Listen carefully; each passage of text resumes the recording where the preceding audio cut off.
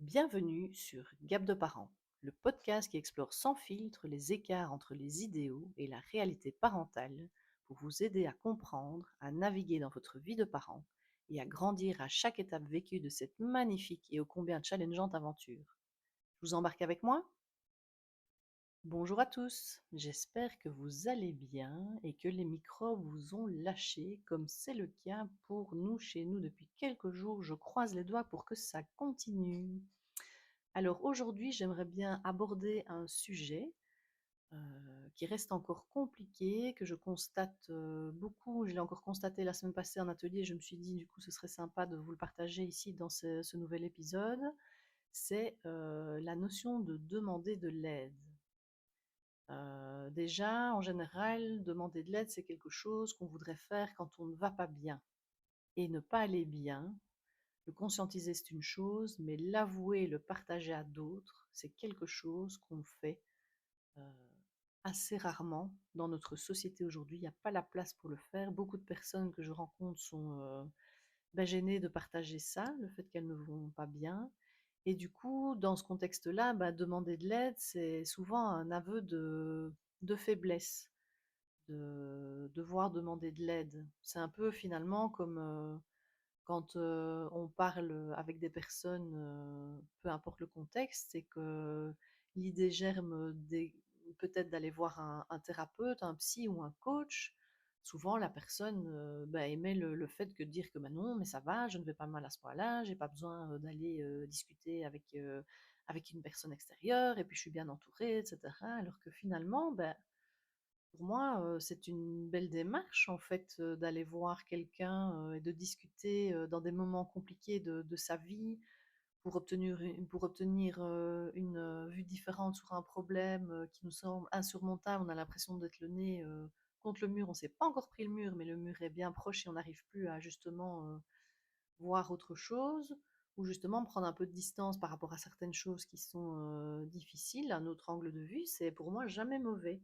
C'est plutôt même une démarche très proactive que je félicite, parce que finalement, on n'attend pas de se prendre le mur. Moi, je trouve ça encore dommage aujourd'hui qu'on attende vraiment d'aller très très mal ou qu'il n'y ait plus d'autre choix que, voilà, on s'est pris le mur, on va pas bien, et du coup, quelques semaines, voire quelques mois après, hein, parce qu'il y a des fois ça peut se compter en quelques mois, quand on arrive un peu à, c'est même pas rassembler ses idées, mais à se dire, ok, là j'ai peut-être un petit peu d'énergie pour aller partager tout ça avec quelqu'un.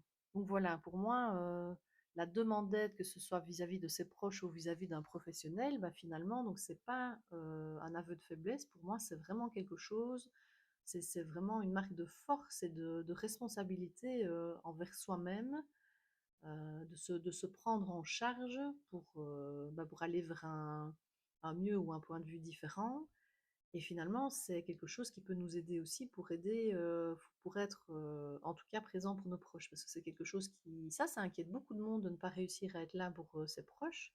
Et donc moi, j'aime bien appuyer sur ce petit point-là en disant, quand on va pas bien soi-même ou quand on est coincé dans une situation, en général, c'est un petit peu compliqué d'être bien présent pour les autres. Voilà.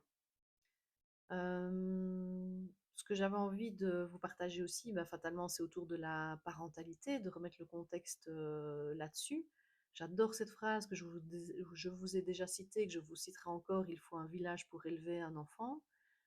Comme j'en avais parlé dans un des épisodes précédents, c'est très peu le cas aujourd'hui. Il y a beaucoup de parents, de familles qui sont dans la situation d'avoir un entourage soit pas soutenant ou qui n'est pas présent pour X ou Y raison, que ce soit logistique ou autre.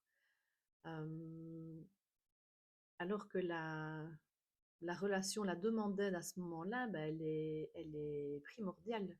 Au début de ma reconversion professionnelle, quand j'accompagnais les femmes enceintes pour les aider à préparer les premiers mois de vie avec leur enfant, ça venait souvent sur le tapis, le sujet de se dire, ce serait peut-être bien de préparer le terrain avec les proches, et d'au-delà d'une liste de naissance avec des choses, pour moi, qui me semblent un peu futiles, hein, vous m'excuserez le terme, je viens de faire des gros guillemets, vous m'avez pas en vidéo, mais voilà, j'ai fait le geste des gros guillemets. Mais finalement, une fois que bébé est là, c'est vrai qu'on a besoin de quelques vêtements et de quelque chose qui sont importantes. Et au-delà de ça, ben, ça fait toujours plaisir quand des personnes nous apportent à manger, quelqu'un qui vient faire nos courses, quelqu'un qui peut garder nos aînés quand on a déjà des enfants, qui peut nous aider à venir un peu ranger, ou qui vient simplement nous tenir compagnie dans ces premières semaines, ces premiers mois où on est quand même dans notre bulle et assez isolé, ou même s'occuper de son bébé pour que ben, nous, on puisse se reposer. Et donc, moi, je partais même sur des idées de faire des espèces de petits bons comme ça à partager à la famille, ou les mettre sur son frigo pour les mettre en évidence et mettre le sujet sur la table. Et les personnes, enfin les mamans, les futures mamans que j'accompagnais à cette époque-là, elles étaient, ah, t'es sûre, mais c'est un peu gênant, je suis pas sûre que je vais pouvoir demander ça, etc. Alors que l'entourage, en fait, il est super partant en général pour apporter de l'aide et il se sent valorisé justement de pouvoir aider, de pouvoir se sentir utile à faire quelque chose. Et donc, pour moi, il n'y a pas hésité. Et comme dit un certain proverbe dont je ne sais plus qui disait ça, mais je trouve ça très juste, la réponse, elle est toujours non jusqu'à ce qu'on demande.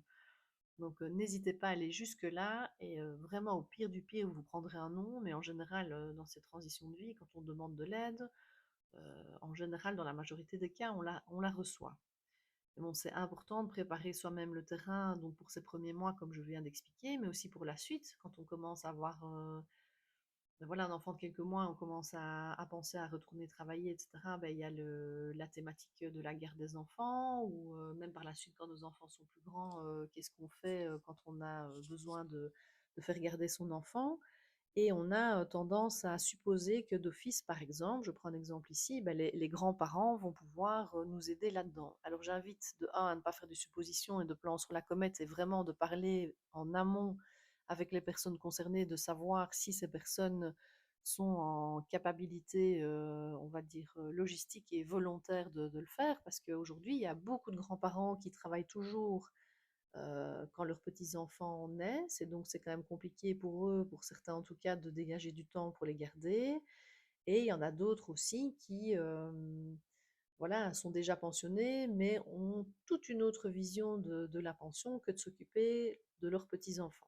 Chacun ses choix, ça appartient à chacun, et l'important, c'est de créer l'espace de discussion bien en amont pour partager ses besoins, demander de l'aide à ces personnes, et ça ne se limite pas aux grands-parents, ça peut être d'autres personnes de la famille ou de l'entourage proche en qui on a confiance et qu'on sait sur lesquels on peut compter.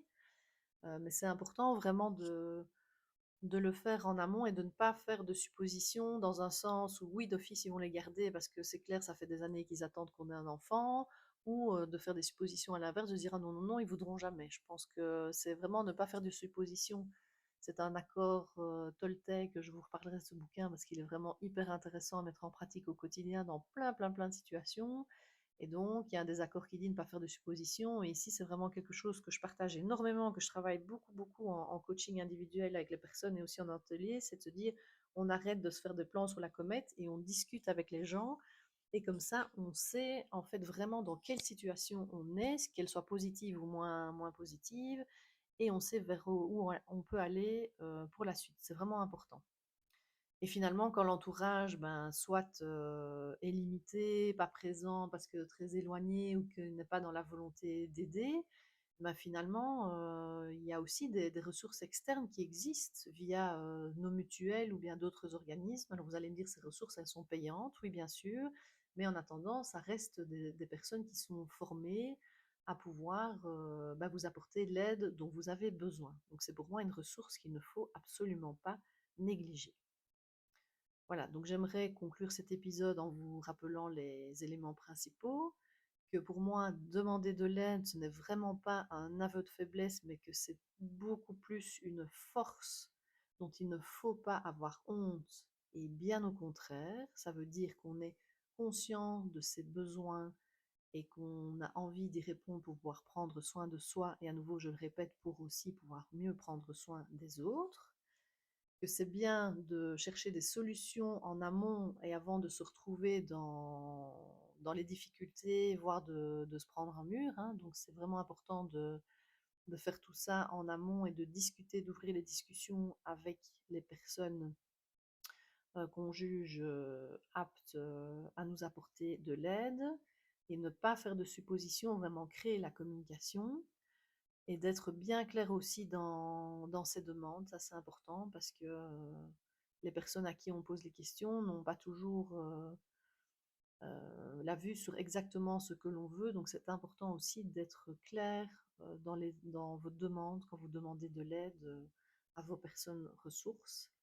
Et n'oubliez pas que quand il n'y a pas de ressources disponibles autour de vous, que ce soit votre famille, vos amis ou votre entourage proche, n'hésitez donc pas à consulter les services externes, comme par exemple vos mutuelles, qui clairement ont des services à disposition qui peuvent vous aider dans ce cas. Voilà, j'espère que cet épisode vous a plu. N'hésitez pas à le partager sur vos différents réseaux sociaux, à liker cet épisode sur votre plateforme d'écoute, voire vous abonner si ce n'est pas encore fait à ce podcast. Ça aide vraiment le podcast à gagner en visibilité et ce qui permettra à d'autres parents également de pouvoir bénéficier de ces différents échanges. Voilà, prenez soin de vous et je vous dis à très vite pour un nouvel épisode.